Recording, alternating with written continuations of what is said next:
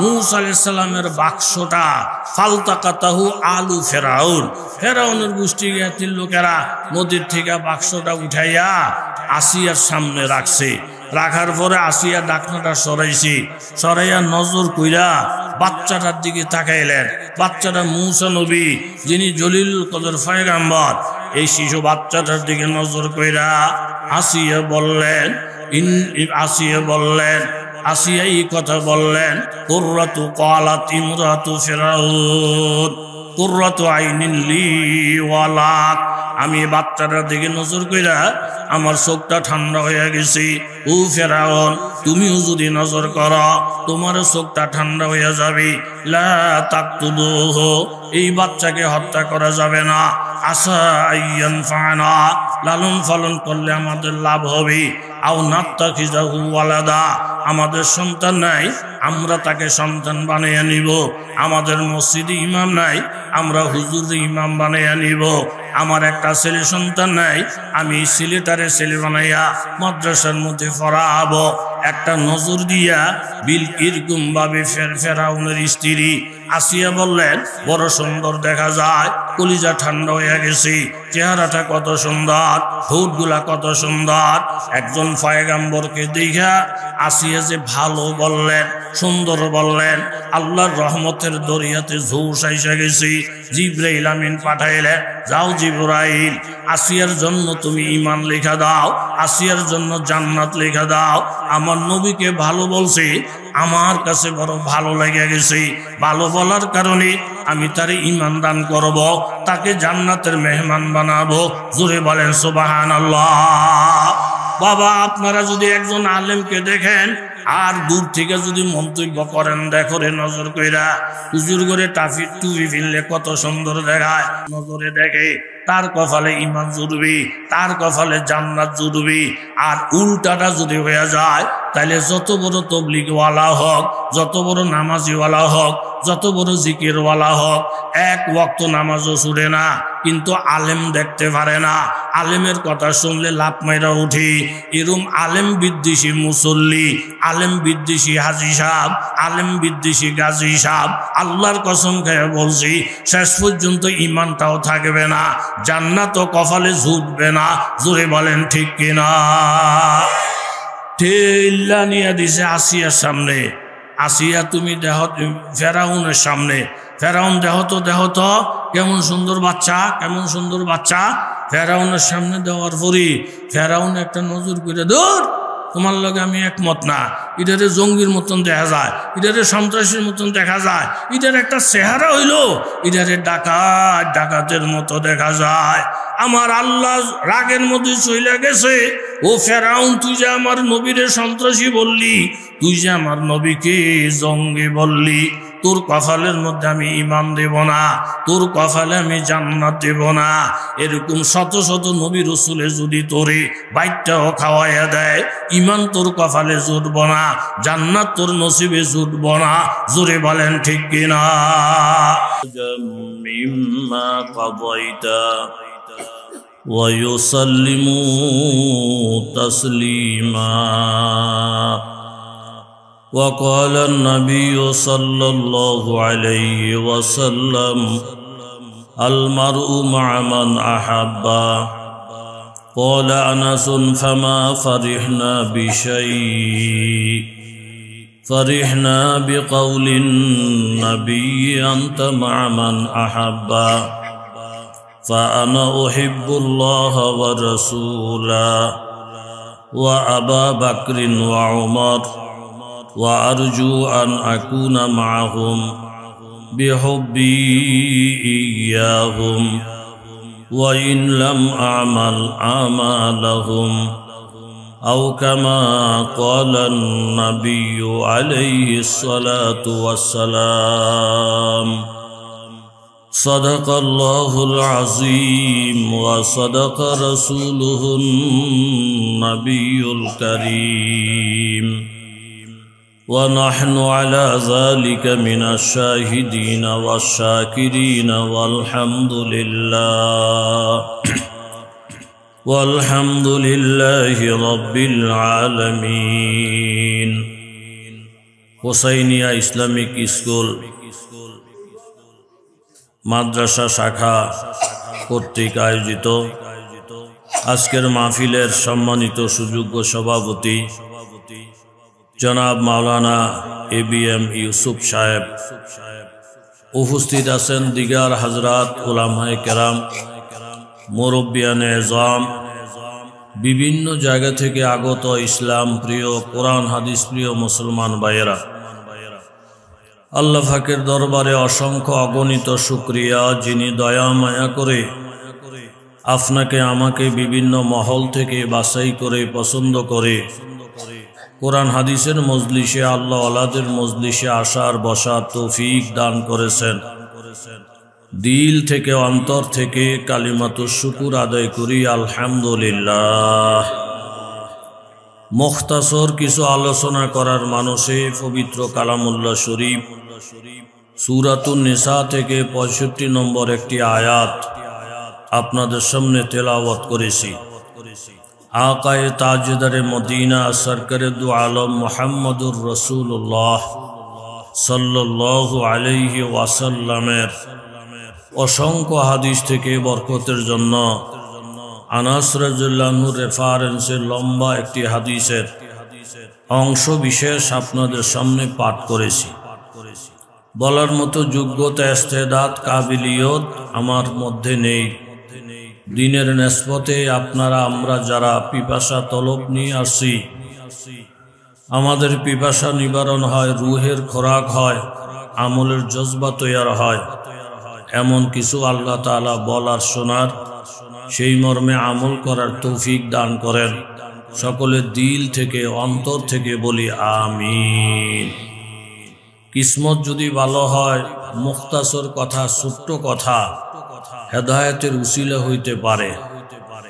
মাদ্রাসার শিক্ষা সচিব নাজমে তালিমাত কেবা কাহারা ওনার বিরুদ্ধে মামলা করছেন, গায়েবী মামলা, গোপন মামলা।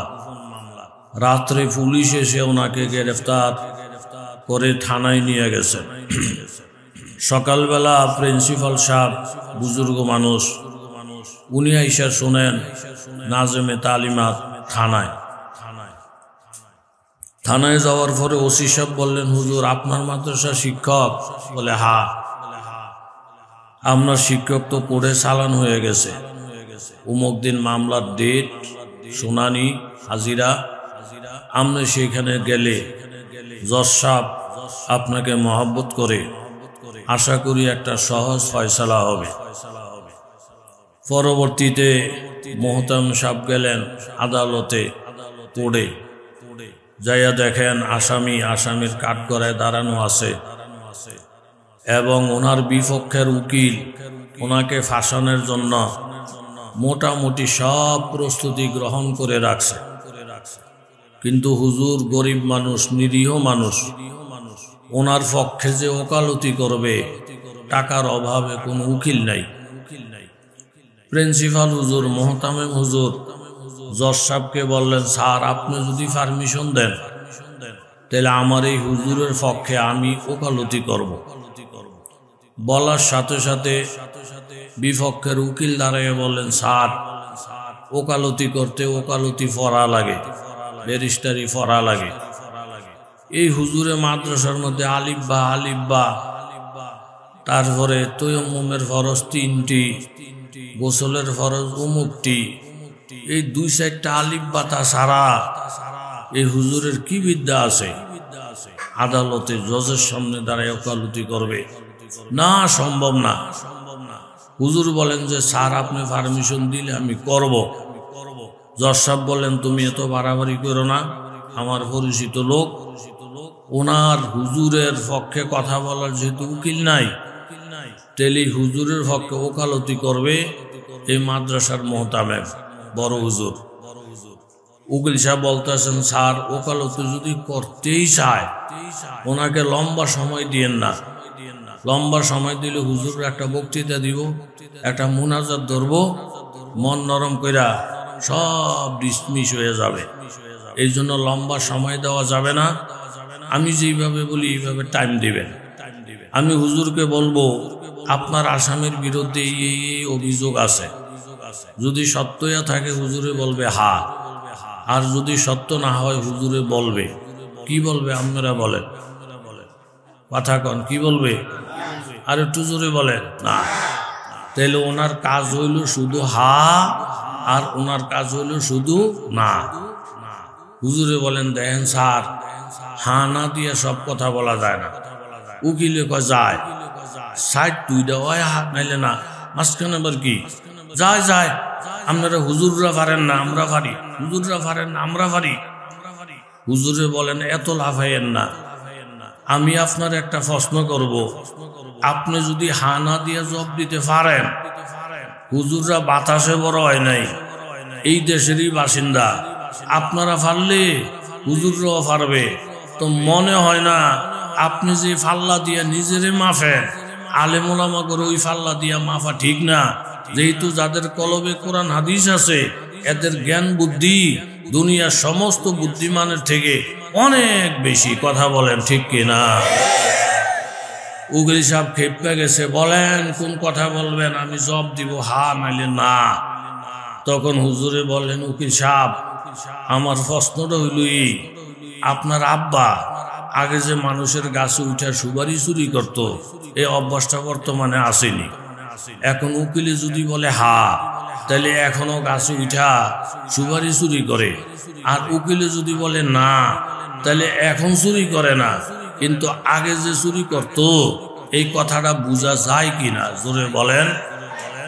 পাবন্দি তকদিরে পাবন্দি আহকাম, पाबंदी तकदीर है पाबंदी अहकाम, ये मसला मुश्किल नहीं आए मर्द खिरदमान।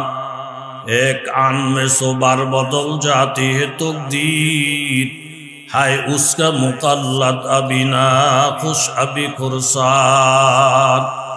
तकदीर के पाबंद नबातात व जमादात, मोमेन फकत আহকামে এলাহি কহে পাবন। হুজুর শুধু একটা প্রশ্ন করলেন, আল্লাহ বলা শুধু একটা প্রশ্ন করলেন। উকিল সাহেব কোনো জবাব না দিয়া সাথে সাথে কান্না আরম্ভ করলেন। আশেপাশের লোকেরা বলেন, স্যার হুজুরের প্রশ্নের জবাব দিতে গেলে আপনার বাবা চোর হয়ে যায়। হ্যাঁ বললো আপনার বাবা চোর, না বললো আপনার বাবা চোর। মনে হয় লজ্জায় পরে আপনি কাঁদতেছেন। উকিল সাহেব বললেন, আল্লাহর কসম আমি লজ্জায় পরে কাঁদি না, আমি কাঁদতেছি এই জন্য আজ থেকে 20 বছর আগে আল্লাহর নবীর একটা হাদিস আমি বারবার স্টাডি করেছিলাম, বারবার মোতালা করেছিলাম, কিন্তু 20 বছর আগে এই হাদিসটা বারবার পড়া, এই হাদিসটা আমার সমাধান হয় নাই, আমার বুঝে আসে নাই। আলেম ওলামার সাথে চলার সুযোগ হয় নাই, ওলি আল্লাহদের জোতা সোজা করার কিসমত হয় নাই। আজকে যেই কোনো ভাবেই হোক আদালতের সামনে দাঁড়াইয়া, জজের সামনে দাঁড়াইয়া আল্লাহর ওলির মুখ থেকে একটা প্রশ্ন শুনলাম, এখনো আমি জবাব দেই নাই। হুজুরের মুখে একটা কথা শুই না, 20 বছর আগে যেই হাদিসটা আমার বুঝে আসে নাই, আলেমের মুখ থেকে একটা কথা শোনার পরে আল্লাহর কসম 20 বছর আগের হাদিস এখন আমার পরিষ্কার হল হয়ে গেছে। আমার দিলে আর কোনো সন্দেহ নাই, আমার দিলের মধ্যে এখন আর কোনো প্রশ্ন নাই।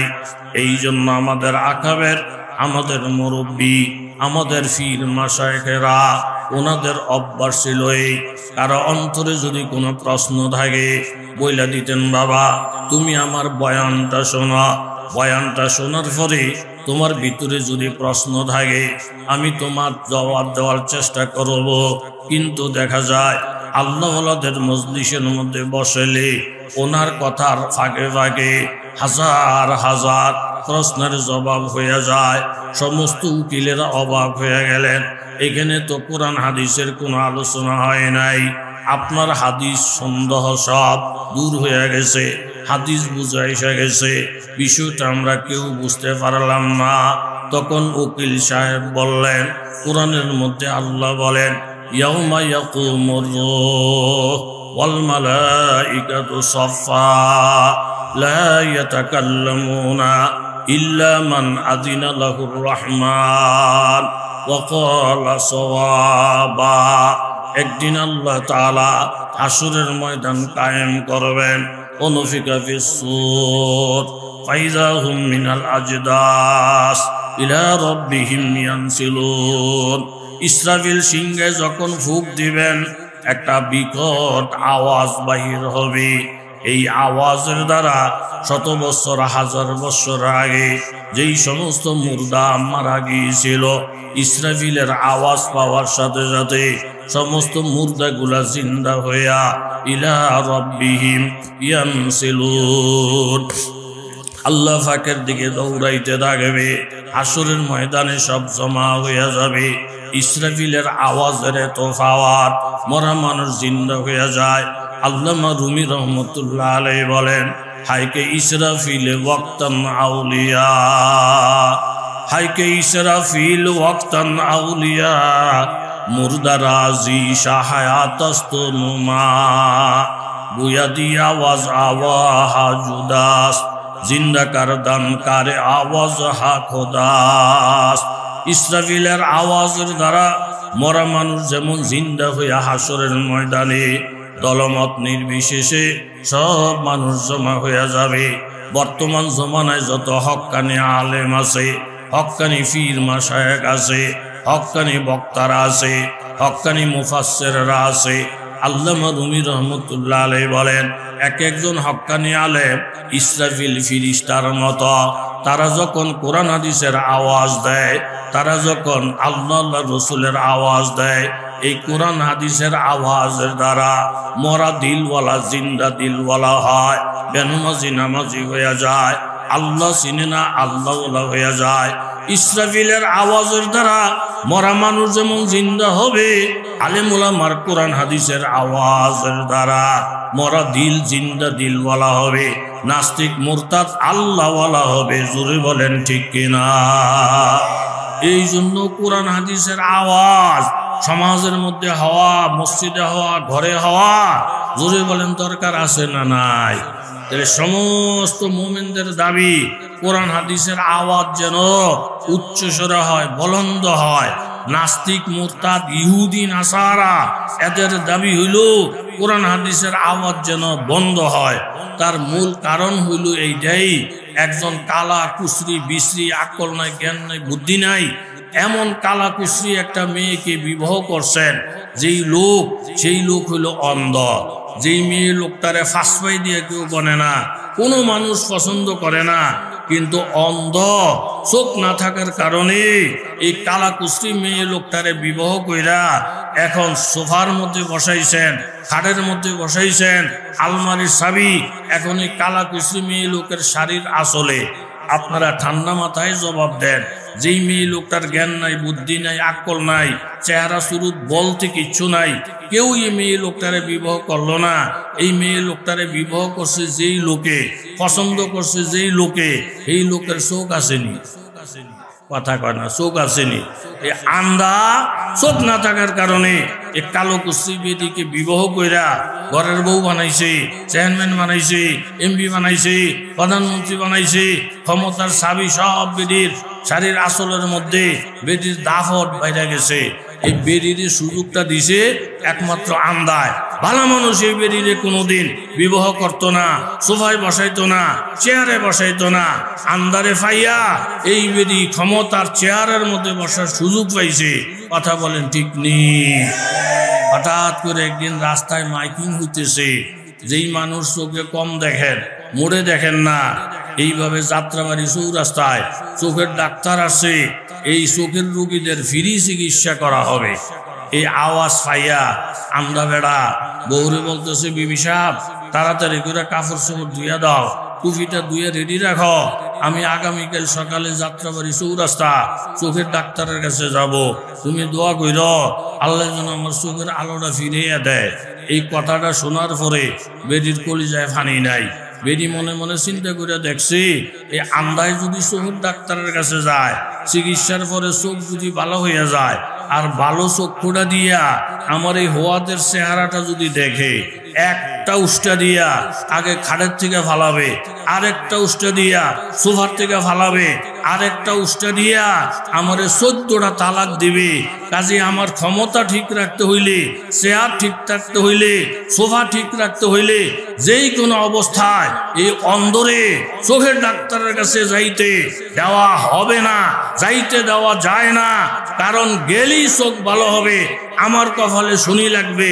কাফের মুশরিকেরা, নাস্তিক মুরতাদেরা খুব ভালো করে জানে, মানুষ যদি আলেমের কাছে যায়, কোরআনের কাছে যায়, হাদিসের কাছে যায়, তাদের চোখ যখন আলো হয়ে যাবে, ভালো মন্দ বুঝার যখন ক্ষমতা হয়ে যাবে, আমারে সার বলা তো দূরের কথা, ক্ষমতায় বসান তো দূরের কথা, আমার ভয়ানক চেহারাটা যখন দেখার মতো চক্ষু তাদের হয়ে যাবে, একটা লাথি মাইরা আমাকে দেশ থেকে খেদাবে। কাজে যেই কোনো অবস্থাতে হোক, অন্ধকে যেমন চোখের ডাক্তারের কাছে যাইতে দেওয়া যায় না, এরকম ভাবে মুমিন মুসলমানদেরকেও আল্লাহওয়ালাদের কাছে যাইতে দেওয়া যায় না। কথা জোরে বলেন ঠিক কি না? এই জন্য দোস্ত কথা মুক্তাসার, এরম হাসরের ময়দানে সব মানুষ জমা হইয়া যাবে। ইলা রাব্বিহিম ইয়ানসিলুন, সব মানুষ যখন হাসরের ময়দানে জমা হইয়া যাবে, গোয়া দি আওয়াজ আওয়াহা জুদাস, গোয়া দি আওয়াজ আওয়াহা জুদাস, জিন্দা কারদান কারে আওয়াজ হা খোদাস। একে অপরকে জিজ্ঞাসা করবেন, এই আওয়াজটা কিসের আওয়াজ ছিল? বলে ইসরাফিলের আওয়াজ। এই আওয়াজের দ্বারা আল্লাহ তাআলা মরা মরা মানুষগুলাকে জীবিত বানাইয়া দিয়েছেন। আল্লামা রুমি রহমতুল্লাহ আলাইহি বলেন, হায়কে ইসরাফিলে ওয়াক্তান আউলিয়া, বর্তমান জমানায় যত ওলি আল্লাহ আছে, সমস্ত ওলি আল্লাহরা ইসরাফিল ফিরিস্তার মতো। তারা যখন কোরআনের আওয়াজ দিবি, তারা যখন হাদিসের আওয়াজ দিবি, এক একটা আওয়াজের দ্বারা বেঈমান ঈমান বলা হবে, বেনামাজি নামাজ বলা হবে, দিন সারা দিন বলা হবে। এই জন্য কোরআন হাদিসের আওয়াজ চলছে এবং চলবে, এটাকে বন্ধ করা যাবে না। জোরে বলেন ঠিক কিনা? উকিল সাহেবকে জিজ্ঞাসা করেন, উকিল সাহেব, হুজুরে শুধু একটা প্রশ্ন করলো আর আপনি কাঁদতেছেন আর বলতেছেন 20 বছর আগের হাদিস, হুজুরের এক কথায় আপনার হল হয়ে গেছে। হাদিসের কোনো আলোচনা তো হয় নাই, বিষয়টা বুঝলাম না, আমাদেরকে বুঝাইয়া দেন। তখন উকিল সাহেব বললেন, আল্লাহ তাআলা কোরআনে বলছেন, এমন একটা দিন কায়েম হবে, ইয়াকুমুর রূহু ওয়াল মালাইকাতু সফা, ফেরেশতারা সারিবদ্ধভাবে দাঁড়াবে, মানুষ সারিবদ্ধভাবে দাঁড়াবে। লা ইয়াতাকাল্লামুনা, একটা মানুষ কোনো কথা বলার শক্তি পাবে না। তখন আল্লাহ তাআলার অনেক রাগ, ইল্লা মান আযিনা লাহুর রহমান, হাসরের ময়দানে যে সে কথা বলার পাওয়ার পাবে না, একমাত্র 3 দল মানুষ আল্লাহ তাআলা অনুমতি দিবেন।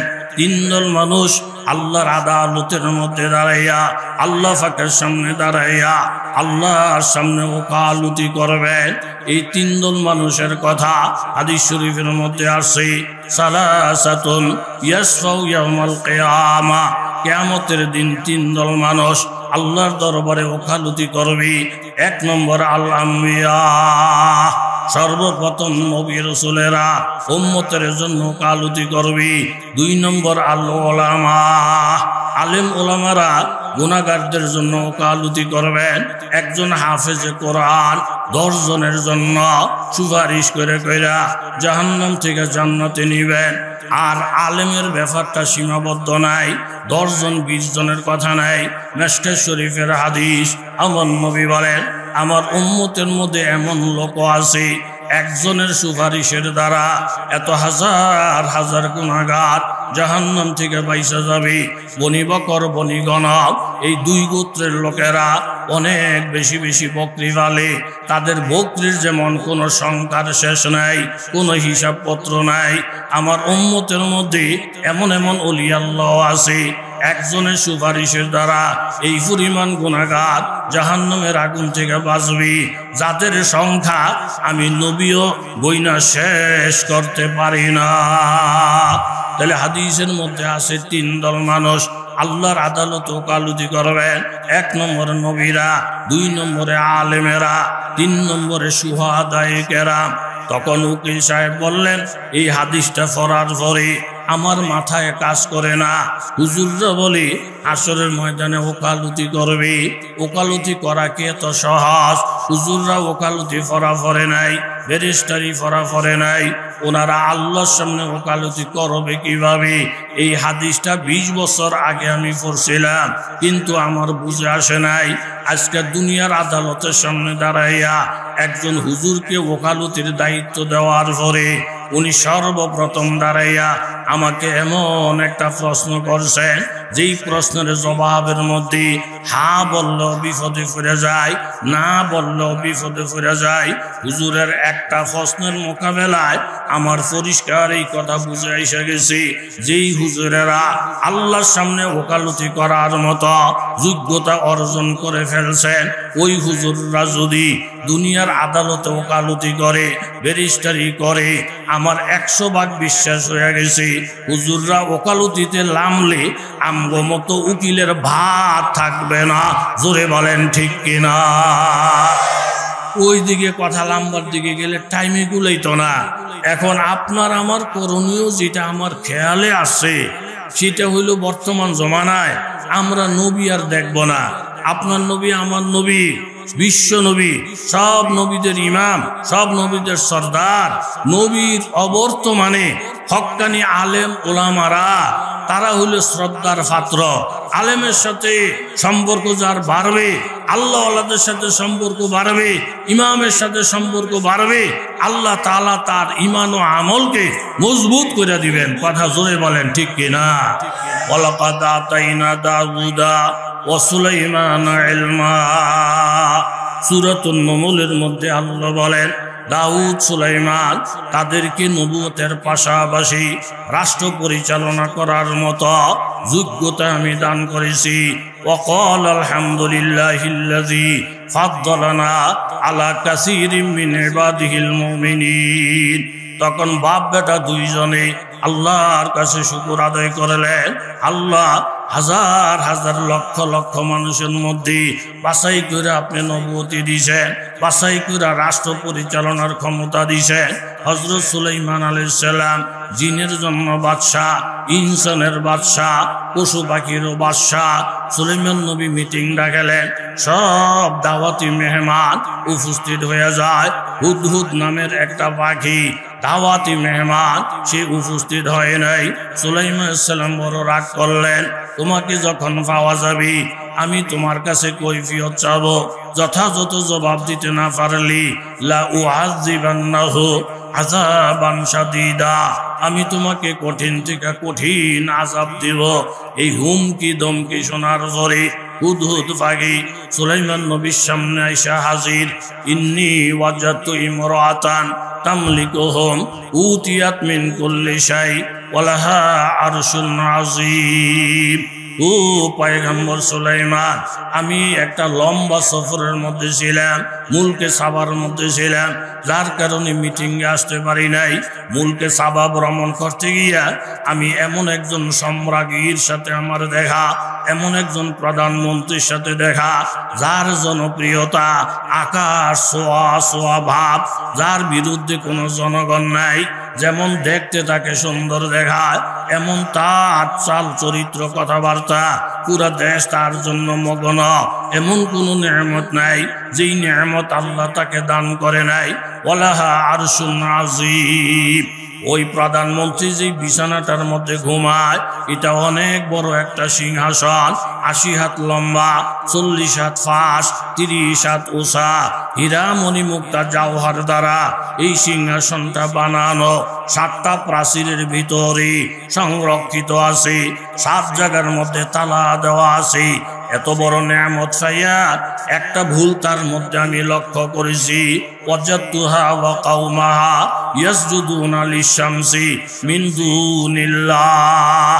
আমি খেয়াল করে দেখলাম সে আল্লাহকে সিজদা দেয় নাই, সূর্যের পূজা করে, সেও সূর্যের পূজারি, তার এলাকার লোকেরাও সূর্যের পূজারি, আল্লাহর পূজক নাই, মাবুদের সিজদাদাতা নাই। ও পয়গম্বর সুলাইমান, যেহেতু এটা আপনার অধীনে আছে, যেখান থেকে সূর্য ওঠে, যেখানে সূর্য অস্ত যায়, পুরাটা দেশের মালিক আপনি, আপনি একজন শাসক, আপনি একজন বাদশাহ। এই ব্যাপারে খবরাখবর নেওয়া আপনার উপরে দায়িত্ব। আপনার রাষ্ট্রের মধ্যে শিরিকের গুনাহ হয়, সূর্যের পূজা হয়, এটার ব্যবস্থা নেওয়া আপনার উপরে ফরজ হয়ে গেছে। জোরে বলেন ঠিক কিনা? সুলাইমান সাল্লাম শুনা মাথা নষ্ট। সিজদার মালিক একমাত্র, জোরে বলেন কি? আল্লাহ। জোরে বলেন কি? আল্লাহ। ইযহাব বিকিতাবি হাযা ফালকি ইলাইহি সুম্মা তাওয়াল্লা আনহুম ফানদুর মাযা ইয়ারজিউন। আমি একটা চিঠি লিখলাম, এই চিঠি নিয়ে তুমি বিলকিসের দরবারে যাও। চিঠিটা দিয়া একটু দূরে থেকে তামসা দেখবা। একজন নবীর চিঠি পাওয়ার পরে এই চিঠির সাথে তার আচরণটা কেমন, সেই সম্মান যদি দেয় হিসাব একরকম হবে, আর চিঠির সাথে যদি বেয়াদবি করে হিসাব আরেক রকম হবে। চিঠিটা দিয়া তুমি অপেক্ষা করবা, আচরণটার দিকে খেয়াল করবা। আলেমের সাথে যার আচরণ ভালো হয়, হেদায়েত তার কপালে জুটবি, জান্নাত তার নসিবে জুটবি। আলেমের সাথে আচরণ যার খারাপ হয়, হেদায়েত তার নসিবে জুটবে না, জান্নাত তার নসিবে জুটবে না। জোরে বলেন ঠিক কিনা? মূসা আলাইহিস সালামের বাক্সটা ফালতাকাতাহু আলু ফেরাউন, ফেরাউনের গোষ্ঠী জ্ঞাতির লোকেরা নদীর থেকে বাক্সটা উঠাইয়া আসিয়ার সামনে রাখছে। রাখার পরে আসিয়া ডাকনাটা সরাইছি, সরাইয়া নজর কইরা বাচ্চাটার দিকে তাকাইলেন। বাচ্চাটা মূসা নবী, যিনি জলিল কদর পয়গম্বর, এই শিশু বাচ্চাটার দিকে নজর কইরা আসিয়া বললেন আসিয়া এই কথা বললেন, কুররাতু ক্বালাত ইমরাতু ফিরাউন কুররাতু আইনিন লি ওয়া লাক। আমি বাচ্চাটার দিকে নজর কইরা আমার চোখটা ঠান্ডা হয়ে গেছে। ও ফেরাউন, তুমিও যদি নজর করো তোমার চোখটা ঠান্ডা হয়ে যাবে। লা তাকতুলুহু, এই বাচ্চাকে হত্যা করা যাবে না। আসা আইয়ান ফানা, লালন পালন করলে আমাদের লাভ হবে। আও নাত্তাখিযাহু ওয়ালাদা, আমাদের সন্তান নাই, আমরা তাকে সন্তান বানিয়ে নিব। আমাদের মসজিদে ইমাম নাই, আমরা হুজুরে ইমাম বানিয়ে নিব। আমার একটা ছেলে সন্তান নাই, আমি ছেলেটারে ছেলে বানাইয়া মাদ্রাসার মধ্যে পড়াবো। একটা নজর দিয়া এরকম ভাবে ফেরাউনের স্ত্রী আসিয়া বললেন, বড় সুন্দর দেখা যায়, কলিজা ঠান্ডা হয়ে গেছে, চেহারাটা কত সুন্দর, ঠোঁটগুলা কত সুন্দর। একজন পয়গম্বরকে দেখা আসিয়া যে ভালো বললেন, সুন্দর বললেন, আল্লাহর রহমতের দরিয়াতে ঝোঁস আইসা গেছি। জিবরাইল আমিন পাঠাইলেন, যাও জিবরাইল, আসিয়ার জন্য তুমি ঈমান লেখা দাও, আসিয়ার জন্য জান্নাত লেখা দাও। আমার নবীকে ভালো বলছি, আমার কাছে বড় ভালো লেগে গেছে। ভালো বলার কারণে আমি তারে ঈমান দান করব, তাকে জান্নাতের মেহমান বানাবো। জোরে বলেন সুবহানাল্লাহ। বাবা, আপনারা যদি একজন আলেমকে দেখেন আর দূর থেকে যদি মন্তব্য করেন, দেখরে নজর কইরা, হুজুর করে টাফি টুপি ফিরলে কত সুন্দর দেখায়, নজরে দেখে তার কপালে ঈমান জুড়বি, তার কপালে জান্নাত জুড়বি। আর উল্টাটা যদি হয়ে যায়, তাহলে যত বড় তবলিগওয়ালা হোক, যত বড় নামাজিওয়ালা হোক, যত বড় জিকিরওয়ালা হোক, এক ওয়াক্ত নামাজও ছুটে না, কিন্তু আলেম দেখতে পারে না। আলেমের কথা শুনলে লাত মাইরা উঠি। এরম আলেম বিদ্বেষী মুসল্লি, আলেম বিদ্বেষী হাজি সাহেব, আলেম বিদ্বেষী গাজী সাহেব, আল্লাহর কসম খেয়ে বলছি, শেষ পর্যন্ত ঈমানটাও থাকবে না, জান্নাতও কপালে জুটবে না। জোরে বলেন ঠিক কিনা? ঠেল্লা নিয়ে দিছে আসিয়ার সামনে। আসিয়া তুমি দেহ ফেরাউনের সামনে, ফেরাউন দেহ তো কেমন সুন্দর বাচ্চা, কেমন সুন্দর বাচ্চা। ফেরাউনের সামনে দেওয়ার পরই ফেরাউন একটা নজর করে, দূর, তোমার লগে আমি একমত না।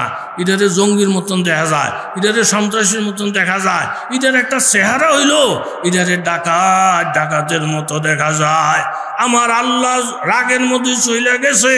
ও ফেরাউন, তুই যে আমার নবীরে সন্ত্রাসী বললি, তুই যে আমার নবীকে জঙ্গি বললি, তোর কপালের মধ্যে আমি ঈমান দেব না, তোর কপালে আমি জান্নাত দেব না।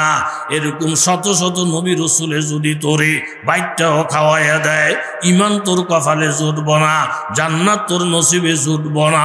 জোরে বলেন ঠিক কিনা? এই মূল কথা হইল এই, আলেম ওলামারে যদি শুধু মহাব্বত করে, আসিয়া শুধু মহাব্বতটা দেখাইছে, আল্লাহ ঈমান দান করছেন, জান্নাতের সুসংবাদ দিয়েছেন। কথা জোরে বলেন ঠিক কিনা? সুলাইমান আলাইহিস সালাতু ওয়াস সালাম বলে দিলেন, চিঠিটা দাও, চিঠি দিয়ে দেখো বিলকিস আমার চিঠির সাথে কি আচরণটা করে। বিলকিস চিঠিটা পাইয়া চিঠিটা একটা চুমা দিলেন, চিঠিটারে বুকের সঙ্গে জড়াইয়া ধরলেন, জড়াইয়া পুরা সংসদের সদস্যদেরকে ডাকাইলেন, এমপি ডাকাইলেন, মন্ত্রীদেরকে ডাকাইলেন, ডাকাইয়া বললেন, ক্বালাত ইয়া আইয়ুহাল মালাউ ইন্নী উলকিয়া ইলাইয়া কিতাবুন কারীম। ও আমার সংসদ সদস্যরা, এমপি সাহেবেরা, মন্ত্রী সাহেবেরা, আপনারা মনোযোগ দিয়া শুনেন, আমার নিকটে একটা চিঠি আসছে, কিতাবুন কারীম। এটা কোনো যেমন তেমন চিঠি না, অনেক সম্মানী চিঠি, অনেক মর্যাদা সম্পূর্ণ চিঠি। চিঠিটাকে সম্মানী বলে আখ্যায়িত করলেন, চিঠিটা বুকের মধ্যে জড়াইলেন, চিঠিটারে দেখে উনি চুমা খাইলেন। একজন নবীর চিঠি, ইন্নাহু মিন সুলাইমানা, এই চিঠিটা সুলাইমানের পক্ষ থেকে, ওয়া ইন্নাহু বিসমিল্লাহির রহমানির রহিম। এই চিঠির মধ্যে লেখা, রহমানের নামে আরম্ভ করলাম, রহিমের নামে আরম্ভ করলাম। আর চিঠির মধ্যে লেখা, আল্লাহ তালু আলাইয়া, ও বিলকিস, চিঠি ভাই আমার উপরে বাহাদুরি দেখাইও না, আমার উপরে অহংকার দেখাইও না, ওয়াতুনি মুসলিমিন। চিঠিটা পাওয়ার পরে মুসলমান হইয়া আমার দরবারে চলে আস, আত্মসমর্পণ কইরা আমার দরবারে চলে আস। এই চিঠিটা যখন বিলকিস ফয়রা ফয়রা শোনাইলেন, চিঠিটা শোনার পরে সংসদ সদস্য দাঁড়াইয়া গেলেন, এমপিরা দাঁড়াইয়া গেলেন, মন্ত্রীরা দাঁড়াইয়া গেলেন। দাঁড়াইয়া দাঁড়াইয়া তারা বললেন, ক্বালু নাহনু উলু কুওয়াতিন ওয়া উলু বাসিন শাদীদ। ম্যাডাম, আপনি সুলাইমানকে একজন নবী বলে হা, হুজুর টাইপের লোক বলে হা, হুজুর টুজুর গণার টাইম নাই, মোল্লা মুন্সি গণার টাইম নাই। আমরা অনেক শক্তিশালী, অনেক অস্ত্রের মালিক, আমরা অনেক টাকা পয়সার মালিক, আমাদের ক্ষমতার মালিক। আমাদের ক্ষমতার সামনে হুজুরগো অস্তিত্ব থাকতো না, আমাদের অস্ত্রের সামনে মুন্সিগো ফাত্তা থাকতো না। আপনি এই ব্যাপারে কোনো টেনশন করেন না। জোরে বলেন না নাউযুবিল্লাহ। বিলকিস কত বড় বুদ্ধিমান। এই বাড়িতে গরু চুরি হয়, মুরগি চুরি হয়, হাঁস চুরি হয়, কিন্তু এমপি সাহেবের বাড়ির মুরগির মধ্যে চোর যায় না, হাঁস চুরি করার জন্য যায় না। মানুষের জিগায় ও চোরের দল, আশেপাশে সব বাড়ির মুরগি, সব বাড়ির হাঁস তোরা চুরি কইরা কইরা নিয়ে যাস। এমপি সাহেবের বাড়ির মুরগি চোখে দেখোস না, হাঁসগুলা চোখে দেখোস না।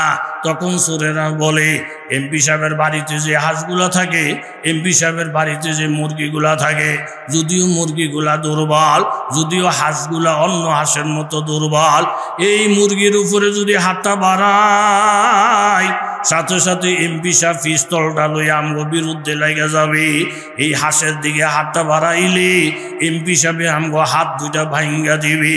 যেহেতু কারণ মুরগির সম্পর্ক এমপির সাথে, হাঁসের সম্পর্ক এমপির সাথে, কোনো বন্দার সম্পর্ক যদি ডাইরেক্ট আল্লাহর সাথে হয়ে যায়, বন্দা যত দুর্বল হোক না কেন, ওই আল্লাহওয়ালা বন্দার দিকে একটা হাত বাড়াইলি সাথে সাথে মাবুদে হাতটা ভাঙ্গা দিবি। আল্লাহওয়ালারে একটা গালি দিলি 10টা গালির ব্যবস্থা করে দিবি। আল্লাহওয়ালারে একটা থাপ্পড় দিলি 100 থাপ্পড় খাওয়ার ব্যবস্থা করে দিবি। জোরে বলেন ঠিক কিনা? আল্লাহ খাজা মঈনুদ্দিন চিশতি রহমতুল্লাহ আলাই ভারতের মধ্যে যখন কলমার ইমানের দাওয়াত প্রসার প্রসার শুরু করে দিলেন, হিন্দুদের মালাউনদের গাত্রদা শুরু হয়ে গেল। এই মুন্সিরে যদি থামানো না যায়, তাহলে রামের নাম লো আর কেউ থাকবো না। তাহলে থামানোর বুদ্ধি কি? বুদ্ধি হলো পানি বন্ধ করে দাও, হুজুরগো ফানি বেশি লাগে, এই কুদুর ভরে ভরে উজু, কুদুর ভরে ভরে এস্তেঞ্জা, এগো ফানি বেশি লাগে। আর বিজাতি খ্রিস্টান মিনিস্টান আছে, পেশাব করলে পানি লাগে না, পায়খানা করলে পানি লাগে না, উজু করতে পানি লাগে না, সাপ তো একদিন গোসল করে না, হারা শরীরের মধ্যে স্যান মাহে, ভিতরে দুর্গন্ধ থুইয়া উপরে স্যান মাহে, পানি বন্ধ করে দাও, পানি বন্ধ করে দাও। যখন পানি পাইব না, হুজুররা ফলানোর জন্য বাধ্য হইয়া যাবে। এখন 300-র উপরে আউলিয়ায়ে কেরাম আইসা বললেন, হুজুর আমরা টিউবওয়েলে গেলে পানি বন্ধ, পুকুরের কাছে গেলে পানি বন্ধ, খালের কাছে গেলে পানি বন্ধ, এইভাবে যেখানে যায় আমাদেরকে পানি দেয় না। শুধু একটা বদনা পানি আছে, লোক সংখ্যা 300 জন। মহিনুদ্দিন চিশতি আজমিরি বরকতের জন্য দোয়া করে দিলেন, এক বদনা পানি ওনারা ব্যবহার করতে আরম্ভ করলেন। হিন্দু জমিদার মনে মনে ভাবছি, হুজুরগো পানি বন্ধ করলে হুজুররা বিপদে ফিরে যাবে। পানির মালিক কোনো হিন্দু বেড়া না, পানির মালিক কোনো এমপি মন্ত্রী না, পানির মালিক জোরে বলেন কেডা? মুসলমানের পানি বন্ধ কইরা হিন্দুরা যখন কলসির থেকে পানি নেওয়ার জন্য কাজ করছে, দেহে কলসি খালি, দৌড় দিয়ে গেছে পুকুরে, গিয়ে দেয় পুকুর শুকনা, দৌড় দিয়ে গেছে খালে, গিয়ে দেয় খাল শুকনা, দৌড় দিয়ে গেছে জগের মধ্যে পানি ছিল, গিয়ে দেয় জগের মধ্যে পানি নাই।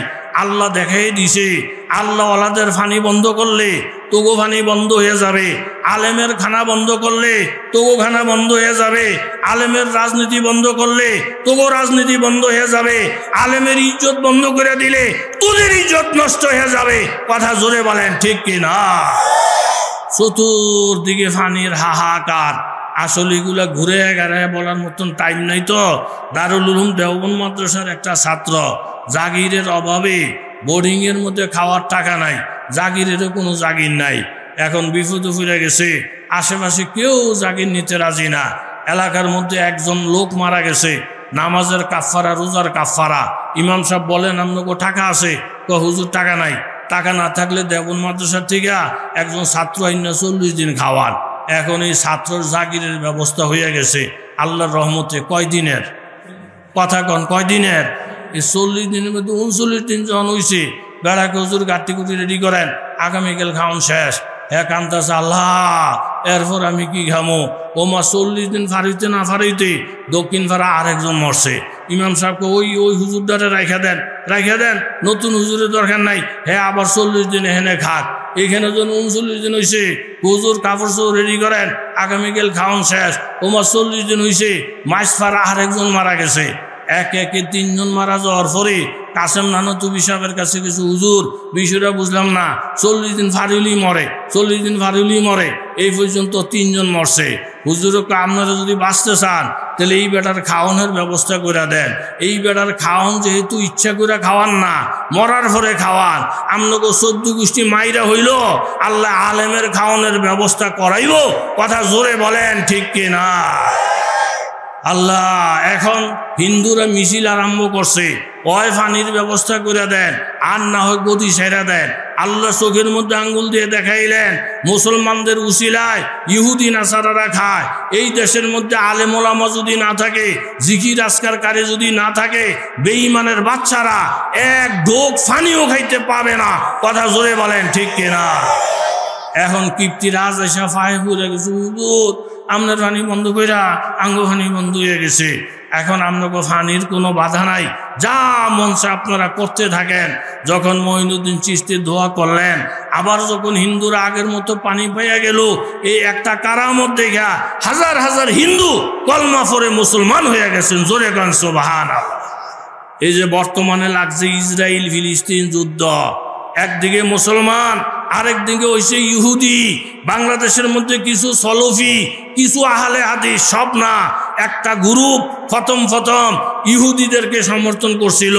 আমরা বাংলা ভাষায় বলতে চাই, ইহুদিদেরকে সমর্থন করার মতো কোনো মুসলমান নামদারি যদি বলে আমরা ইহুদির পক্ষে আছি, তে মুসলমানও না, মুসলমানের খাতায় তার নাম নাই, মারা যাওয়ার পরে তারে মুসলমানের কবরস্থানে জানাজা দেওয়া যাবে না, তারে হিন্দুদের সীতা গলায় নিয়ে কুরআন ছাড়া আমার জানা মতো বিকল্প পথ নাই। কথা বলেন ঠিক কিনা? বুখারী শরীফের হাদিসে আছে, মুসলমান ইমানের উপর যদি ঠিক থাকে, বীর রাজুলিল ফাজের গুনাহগার মানুষ দিয়েও আল্লাহ তাআলা মুসলমানদেরকে সাহায্য করতে পারে। যেমন চীন দিয়ে সাহায্য করেন, এরকম ভাবে রাশিয়া দিয়ে সাহায্য করেন, ওই কোথায় উত্তর কোরিয়ার বেটা এই লোক দিয়ে সাহায্য করেন। ফাজের গুনাহগার লোক দিয়েও এই উম্মতকে সাহায্য করার ওয়াদা করছেন। জোরে বলেন কে? আরো জোরে বলেন কে? আর সময় কম। ঘরের মধ্যে চোর ঢুকছে, বেটি স্বামী তাহে বিদেশ, কথা কর স্বামী তাহে কই, বেটি বড় আল্লাহওয়ালা, শেষ তুইটা 12 তসবিহ পড়তাছে লা ইলাহা ইল্লাল্লাহ, এর মধ্যে ফিসির দিকে তাকে দেহে ঘরে চোর দেখে বেটি আল্লাহ আল্লাহ আল্লাহ, চোরা আমার মুখ দেখলে আমার কবিরে কোনো হয়ে যাব।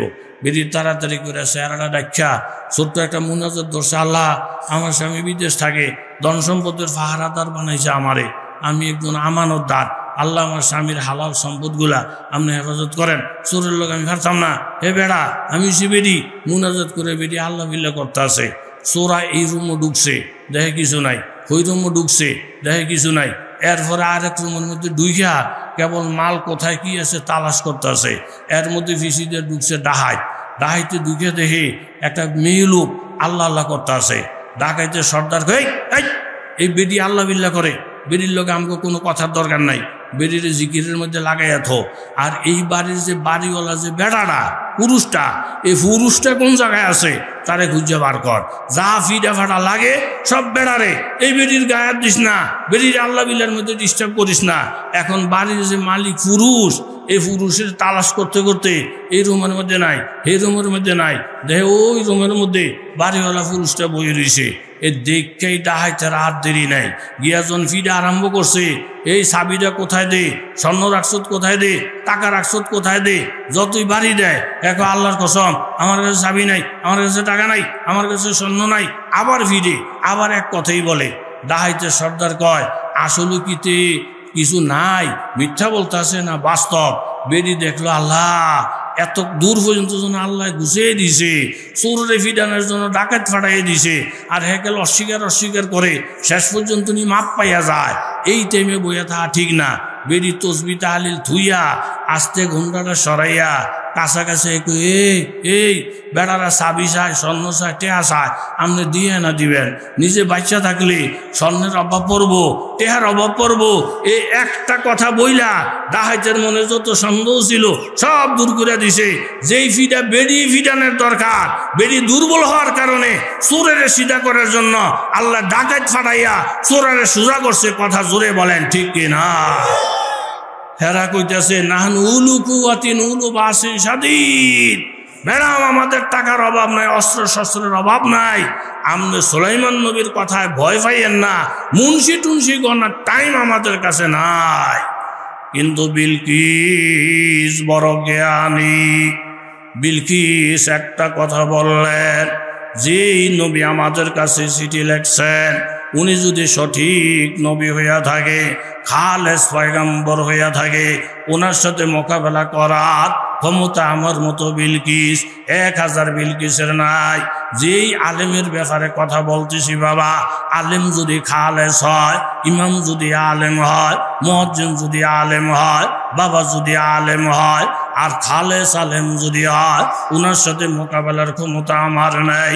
তোমরা আমাকে একটু সুযোগ দাও, আমি সুলাইমান নবীকে পরীক্ষা করি, পরীক্ষায় যদি উনি টিকা যায় উনি একজন নবী, ওনার সাথে মোকাবেলার ক্ষমতা নাই। আর যদি 2 নম্বর নবী হয় ওনার সাথে মোকাবেলা সহজ, 2 নম্বর আলেম হয় মোকাবেলা সহজ, 2 নম্বরের মুসলমান হয় মোকাবেলা সহজ। 1 নম্বর 2 নম্বর আছে না নাই? আপাতত থামাইয়া উনি একটা ঘোষণা দিলেন, ইন্নী মুরসিলাতুন ইলাইহিম বিহাদিয়াতিন ফানাসিরাতুন বিমা ইয়ারজিউল মুরসালুন। আমি কিছু টাকা পয়সা হাদিয়া ওনার দরবারে পাঠাবো, উনি হাদিয়া পাইয়া যদি হক কথা বলা ছাইরা দেয় তাহলে উনি সলিত নবী না। আর হাদিয়া দিয়া, টাকা দিয়া, পয়সা দিয়া, ক্ষমতা দিয়া ওনারে যদি খরিদ করা না যায় উনি সলিত নবী। সলিত নবীর সাথে মোকাবেলার পাওয়ার কারণ নাই, আল্লাহওয়ালাদের সাথে মোকাবেলার পাওয়ার কারণ নাই, নবী রসুলদের সাথে মোকাবেলার পাওয়ার কারণ নাই। এটা হইল সিল মারা কথা। কথা জোরে বলেন ঠিক কিনা? মারিফুল কোরআনের মধ্যে আছে 3টা হাদিয়ার কথা। 100 গোলাম 100 বান্দি, 3টা প্রশ্ন, মনে করেন আধা মণ স্বর্ণ। কথা বলেন কয় মণ? কথা বলেন কয় মণ? আধা মণ স্বর্ণ রেডি করছে, সুলাইমান নবীর দরবারে পাঠাবে। এখন মন্ত্রী এমপিরা কানাঘুষা করতেছে, এই আধা মণ স্বর্ণ যদি বিলকিস রানী পায়, সাথে সাথে একটু পরে ফোন করব, বিলকিস ম্যাডাম আপনার যে কত স্বর্ণ গো, আধা মণ আমার কাছেই পাঠাইয়া দিছে, আপনার যা খুশি যারা চেষ্টা করতে চান আপনি করেন, কোনো বাধা নাই। দেখবেন ম্যাডাম স্বর্ণ পাওয়ার পরে হক কথা বলা টুটারে বন্ধ হয়ে যাবে, চিন্তার কোনো কারণ নাই। এরা যে কানাঘুষা করতেছি, এই খবর সুলাইমান নবীর কাছে পৌঁছানোর মতো জিন ইনসানের মধ্যে কেউ, কথা জোরে বলেন, আছে না নাই? খবর পৌঁছা গেছে, পয়গম্বর আধা মণ স্বর্ণ পাঠাইতেছে, আর হেরা টিফাটিফি করতেছে, আধা মণ স্বর্ণ পাইলে সুলাইমান নবী কাইত হয়ে যাবে, হক কথা বলা ছাইড়া দিবে। সুলাইমান নবী বলেন তাই নাকি? বলে হা, একটা কাজ কর, যেই জায়গার থেকে আমার সৈন্যরা বিলকিসের সৈন্যকে স্বাগত জানাবে, ওই জায়গার থেকে আমার ভবন দূরত্ব কতটুকু দেখো। এরা ইঞ্জিনিয়াররা মাইফা সাইফা রিপোর্ট দিলেন, স্যার সুলাইমান নবীর ঘরের থেকে আর রিসিভ করার জায়গা থেকে দূরত্ব হইল 3 ফরসক। 3 ফরসক মানে 3 নং 27 মাইল। সুলাইমান নবী বলেন একটা কাজ করো, আধা মণ স্বর্ণ লইয়া আমার সাথে বাহাদুরি দেখাইতেছে, আধা মণ স্বর্ণ নিয়া আমার সাথে বাহাদুরি দেখাইতেছে, যেই 27 মাইল রাস্তা অতিক্রম কইরা আমি সুলাইমান নবীর দরবারে আসবে, এই 27 মাইল রাস্তা পুরাটা স্বর্ণ দিয়া ডালাই করে থুইয়া দাও। জোরে কন সুবহানাল্লাহ। কয় মাইল? কথা কন কয় মাইল? এই 27 মাইল রাস্তা স্বর্ণের ডালাই।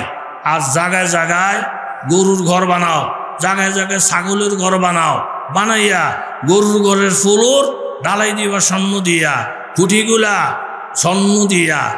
এরপর একটা যা হওয়ার সেটার রেজাল্ট তোমরা অপেক্ষা করতে থাকো। বিলকিস আধা মণ স্বর্ণ, 100 গোলাম 100 বান্দি, 3টা প্রশ্ন সহ হাজার হাজার সৈন্য অস্ত্র শস্ত্র সজ্জিত কইরা যখন এদেরকে পাঠাইছে, ওই জায়গার মধ্যে যখন পৌঁছলেন যেখানে বিলকিসের লোকজন স্বাগত জানানোর জন্য প্রস্তুত, যাওয়ার পরে নজর কইরা দেখে ধু ধু ধু ধু রাস্তা দেখা যায়। এই রাস্তা পুরাটা স্বর্ণ দিয়া ঢালাই করা। জোরে বলেন সুবহানাল্লাহ। ইঞ্জিনিয়াররা খুশে খুশে তলের দিকে যত যায় দেহে স্বর্ণ পায়, একটু দূর দেহে গরুয়ে বে ছাগলে মে, গরু ছাগলের ডাকাডাকি শূন্যা, সৈন্যরে গিয়া একটা গরুর ঘরের ভিতরে ঢুকছে, ঢুকে দেহে মাগু ফ্লোরটা স্বর্ণের ঢালাই করা, খুঁটি কাটাগুলা সব স্বর্ণের। আর গরু ছাগলে এই স্বর্ণের ঘরের মধ্যে পেশাব করে পায়খানা করে। সেখান থেকে ফোন করছে, বিলকিস ম্যাডাম, বিলকিস ম্যাডাম। কই জি, আপনি যে আধা মণ স্বর্ণ দিছিলেন নবীরে কিন্না ফেলার জন্য? বলে হা। এখন বর্তমানে আমরা একটা গরুর ঘরের মধ্যে আছি, ওই ঘরের মধ্যে ঢুকে দেখি ফ্লোরটা স্বর্ণের, খুঁটিগুলা স্বর্ণের, আর এই স্বর্ণের উপরে এই দেশের গরু ছাগলে পেশাব পায়খানা করে। এখন এই স্বর্ণ কি রাজ দরবারে নিব না অন্য কোনো ফয়সালা করব? বিলকিস বলেন প্রশ্নই ওঠে না, তাড়াতাড়ি করে স্বর্ণ ফালাইয়া দিয়া তোমরা খালি হাতে বাদশার দরবারে চলে যাও। আর ওনার বাবা ভাবসাব কি দেখলা? বলে আধা মণ স্বর্ণ গ্রহণ করা তো দূরের কথা, 27 মাইল রাস্তা বানিয়ে দিয়েছে স্বর্ণ দিয়া, আর স্বর্ণের ঘরের মধ্যে গরু ছাগলে পেশাব করে। আল্লাহকে যারা বাধ্য করছেন, আল্লাহকে যারা রাজি করছেন, স্বর্ণের মালিকের যারা কিনা ফেলছেন, স্বর্ণের মালিকের যারা গোলাম হয়ে গেছেন, তাদের স্বর্ণের অভাব থাকে না, স্বর্ণের জন্য তারা মুহতাজ হয় না। কথা জোরে বলেন ঠিক কিনা? পরবর্তীতে বিলকিস যাওয়ার জন্য এরাদা করলেন। এই খবর শুইনা সুলাইমান নবী একটা এলান দিলেন, ক্বালা ইয়া আইয়ুহাল মালাউ মাইয়াতিনি বিআরশিহা ক্বাবলা ইয়াতুনি মুসলিমিন। ও আমার প্রজারা, আমার কাছে খবর আছে বিলকিস নাকি আমার সাথে দেখা করতে আসবে। বিলকিসের একটা সিংহাসন আছে অনেক বড়। বিলকিস আমার বাড়িতে আসার আগে আগে এই সিংহাসনটা 7টা প্রাচীরের ভিতরে থেকে সরাইয়া আমার রাজ দরবারে পৌঁছাইয়া দিবা। আবলা ইয়াতুনি মুসলিমিন, বিলকিস আসার আগে আগে এমন ক্ষমতা কার আছে? ওয়ালা ইফরিতুম মিনাল জিন আনা আতিকা বিহি আবলা আন তাকুমা মিন মাকামিক ওয়া ইন্নী আলাইহি লাকাবিয়ুন আমিন। একজন জিন দাঁড়াইয়া বললেন, হুজুর এই সিংহাসনটা আপনার কাছে আনবো আপনার মজলিস শেষ হওয়ার আগে আগে। এই ব্যাপারে আল্লাহ আমাকে শক্তি দিয়েছেন, আমার কাছে আমানতদারিও আছে। সুলাইমান নবী বললেন, এর থেকে আরো তাড়াতাড়ি আনতে পারবা কি? ওয়াকালাল্লাযী ইনদাহু ইলমুম মিনাল কিতাব। একজন আলেম দাঁড়াইয়া গেলেন। আমার উদ্দেশ্য হইল আলেমের ফজিলত বয়ান করা। একজন আলেম দাঁড়িয়ে গেলেন, হুজুর আমার টাকা নাই, পয়সা নাই, আমার কোনো ক্ষমতাও নাই, আমার কাছে আসমানি আলেম আছে, আমাকে যদি পারমিশন দেন বিলকিসের সিংহাসনটা আপনার রাজদরবারে আনার জন্য, তাইলে আমি আনতে পারবো। এরকম ভাবে قال الذي عنده علم من الكتاب انا آتيك به قبل ان يرتد اليك طرفك। হুজুর আপনি যদি আমাকে পারমিশন দেন, আপনি চক্ষুটা বন্ধ করবেন আর চক্ষুটা খুলবেন, এই চোখের ফলক মারার সাথে সাথে সিংহাসন হাজির হইয়া যাবে। فلما رأى مستقرا عنده قال هذا من فضل ربي। চক্ষুটা বন্ধ করছেন আর খুলছেন, সাথে সাথে আলেম সিংহাসন হাজির করে দিছি। সুলাইমান নবী সিজদায় পড়ে গেলেন, এটা আমার আল্লাহ তাআলার ফজল, আমার আল্লাহ তাআলার দয়া। বিলকিস আইসা দেখে আগে আগে সিংহাসন হাজির। ক্বালাত রাব্বি ইন্নী যালামতু নাফসি ওয়া আসলামতু মা সুলাইমানা লিল্লাহি রাব্বিল আলামিন। বললেন, ও পয়গম্বর সুলাইমান, আল্লাহর সাথে সম্পর্ক হয়ে গেলে স্বর্ণের অভাব থাকে না, আল্লাহর সাথে সম্পর্ক হয়ে গেলে শান্তির অভাব থাকে না। আমি সূর্যের পূজা করে ভুল করছি, আমি আমার নফসের উপরে জুলুম করছি। এখন আপনাকে সাক্ষী রাইখা আমি ঘোষণা করতেছি, আমি কলমা পড়া আমি বিলকিস মুসলমান হয়ে গেলাম। সুবহানাল্লাহ। এই জন্য বাবারা, আলেমের সাথে এখন তো নবী রাসূল নাই, আলেমের সাথে যার মহব্বত বাড়বে, আলেম দেখে যার কলিজা ঠান্ডা হবে, আলেম দেখে যার দিল শান্তি হইয়া যাবে, আল্লাহ তাআলা তার ঈমান দিবেন, আল্লাহ তার জান্নাত দিবেন। কিন্তু 5 ওয়াক্ত নামাজের মুসল্লি, প্রথম কাতারের মুসল্লি, আলেম দেখলেই শরীরের মধ্যে আগুন লেগে যায়। এই জাতের কিছু লোক সমাজে কথা বলেন, আছে না নাই? এরকম ভাবে ওলীদ ইবনে মুগীরা আনকানা যা মালি ওয়া বানিন, মালের কোনো অভাব ছিল না, সন্তানের কোনো অভাব ছিল না। একটা বেয়াদবির কারণে নবীর সাথে বেয়াদবি করছে।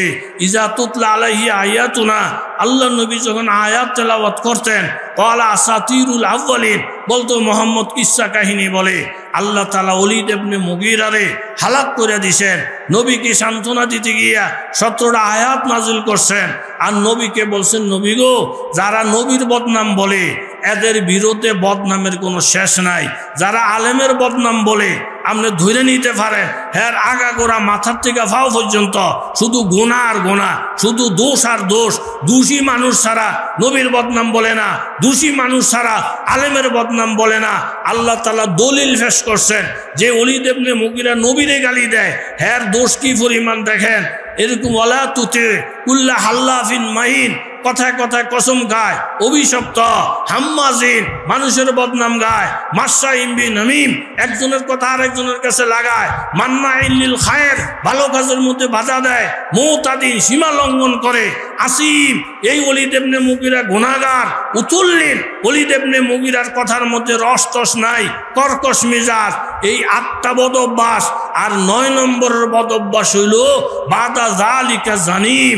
এই যেই ওলীদ ইবনে মুগীরা নবীরে গালি দেয়, তার জন্ম ঠিক নাই, বাপ ঠিক নাই। এই আয়াত নাজিল হওয়ার পরে সে তার আম্মার কাছে জানতে চেয়েছে, আম্মা আমার বলে বাপ ঠিক নাই। মা বলেন, বাবা কথা সত্য, তোমার বাপ ঠিক নাই। কে বলছে? বলে নবী বলছে, কোরআন বলছে। নবীর সাথে বাড়াবাড়ি করো না, আসলে তোমার বাপ ঠিক নাই। এখন এই আয়াতের মাথা হাতে মুফাসসিরিনে কেরামরা লেখছেন, যারা নবীরে গালি দেয়, আলেমরে গালি দেয়, একটু হলো মাথার থেকে পা পর্যন্ত দোষের ঠিক শেষ নাই। যারা নবীর সমালোচনা করে আলেমের বদনাম গায়, খোঁজ খবর লুলে দেখা যায় একটারও জন্ম ঠিক নাই। কথা জোরে বলে ঠিক কিনা? এই জন্য মাশাআল্লাহ আমি অনেক খুশি হয়েছি আপনাদের এইখানে এই মাদ্রাসা স্কুল পাশাপাশি মাদ্রাসা। এই ছেলে যদি পরে ডাক্তার হয়, ইঞ্জিনিয়ার হয়, এরকম এমপি হয়, মন্ত্রী হয়, কোনোদিন আর নাস্তিক হবে না।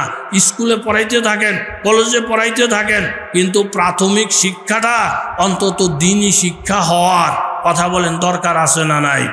কথাগণ দরকার আছে না নাই? আর আপনাদের সাথে আমার আর দেখা হবে না হবে গ্যারান্টি নাই। আপনারা দিন শরীয়ত শিখবেন আলেমদের কাছ থেকে। ওই মোবাইল থেকে আপনারা শরীয়ত শিখা আপনারা মূল বিষয় বুঝতে পারবেন না। মোবাইলের মধ্যে আহলে হাদিসের ফিতনা, কাদিয়ানির ফিতনা, মোবাইলের মধ্যে এমন ফিরও আছে যেই ফিরও নামাজ মানে না, মুরিদও নামাজ মানে না। মোবাইলের থেকে না শিক্ষা, আলেমদের কাছে দিন শিখবেন। রাজি আছেন তো ইনশাআল্লাহ? আল্লাহ তৌফিক দেন, আমিন। ওয়া আখির দাওয়ানা আলহামদুলিল্লাহ।